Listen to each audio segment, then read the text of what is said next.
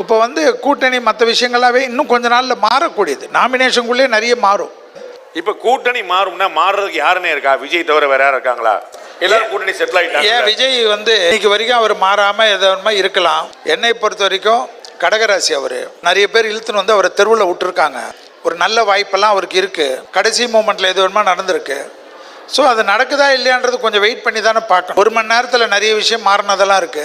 எல்லாரும் முன்னா சேர்ந்துகிட்டு நம்மள உங்க விஜய எப்படியெல்லாம் எதிர்க்கிறாங்கன்னு நான் சொல்லிதான் உங்களுக்கு தெரியணும்னு அவசியம் இல்லை. இந்த கரூர் நிகழ்ச்சி சூழ்ச்சின்னு பலர் சொல்றது மாதிரி நம்ம கடைசி படமான ஜனநாயகன் எங்க அது இந்த தேர்தலில் நமக்கு மிகப்பெரிய ஆயுதமா மாறிடுமோன்னு ஒரு கூட்டு சூழ்ச்சி, அதோட இன்னும் பல பல சூழ்ச்சிகள். அதனால உங்களுக்காக நீதி கேட்க வந்த எனக்கும் சேர்த்துதான் நீதி வேண்டும்.